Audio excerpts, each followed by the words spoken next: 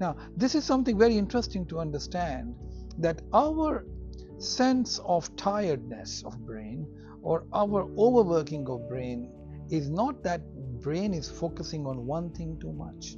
It is once we shift our attention from one task to another, when we shift our thoughts from one thought to another, and more importantly, when all this shifting happens without our awareness. But today, you may find you are driving a car and take a wrong turn because your mind was somewhere else. We called it mind wandering. Hello, today I'm going to talk about something which is called mindfulness. There are a lot of versions of mindfulness that exist around the globe. Some people have a link with mindfulness because of their spiritual beliefs. Some people treat mindfulness as part of their maybe religious beliefs.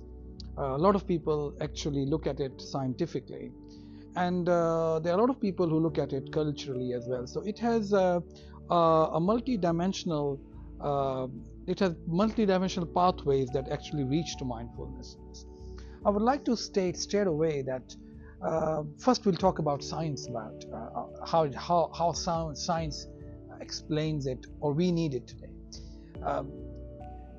As we know, in a computer, the central the processing unit, CPU for example, it takes its inputs from various sources, like you have a mouse, you have a keyboard, and other input devices. Now the speed of the CPU or its performance depends on what kind of input devices, the data that it is getting.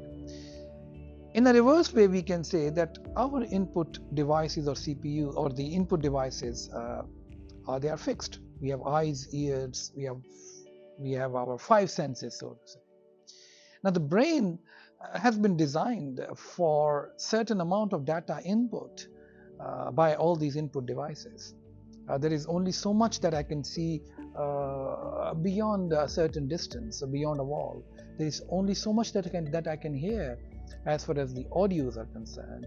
So if I try to put more than this in my brain, I know that this can really overwhelm and overload my CPU, the brain, and then there will be unexpected results. Now fast forward this human being from the Stone Age, from the Industrial Revolution now to today, the world of IT and media. Look at the amount of information that has been given to this brain. We all know that this is no rocket science that I'm going to tell you. But what is really interesting is that the brain, although has been trying to evolve and maybe struggling to match up, it then probably will, when matches up with a lot of performance and efficiency that people do through multitasking and all that, it then gives way for rest of the other tasks that this brain has to do. For example, all those systems that the brain is handling in the body, the health related functions, our sleep cycles, our appetite, everything. Mindfulness gives an opportunity to the brain, something that's no more a luxury, but this is something that is more of a need or a vitality that this brain needs to take a breathing up to it wants to breathe. It wants to have that moment of rest, which can give us those breaks that can equip the brain to function healthily, happily, to overcome all these deficiencies which have been a gift of the modern speed of the brain.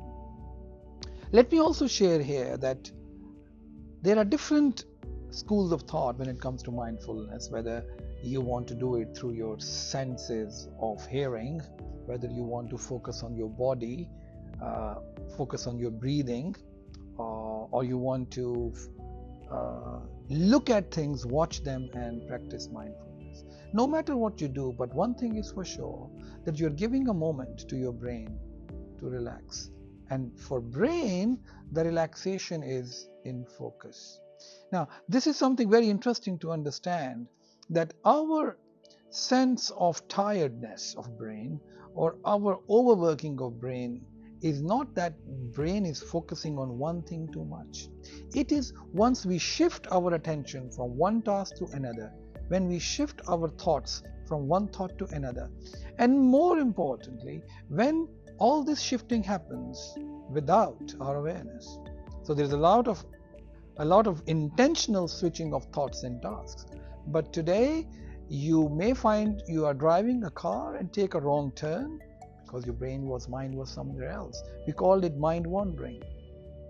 So the challenge to the brain today is not only to be able to focus itself and get into the practice of doing it, but the challenge is that brain is gone in an autopilot mode, where it is very dangerous that it is doing stuff which is outside our awareness. So one of our very close help, or the basic ingredient of our body functions, which is being controlled by a major control center, it's going out of control, our control. It's doing decisions, it's doing things at its own because of the inherent inertia of speed that we have provided to this brain by indulging on ourselves in a lot of screen flashing, a lot of movement in videos, graphics, a lot of music that goes into our ears, a lot of information shifting through once you swipe through their various screens and pages and applications. We were not designed for that. Maybe in future, researchers may find a brain to reprogram it somehow that it can match the speed of the media. But for now, it is not. And for that, we will need to talk about mindfulness. And I'll come to you with the next perspective very soon from somewhere else at the globe. Thank you very much for your time and attention.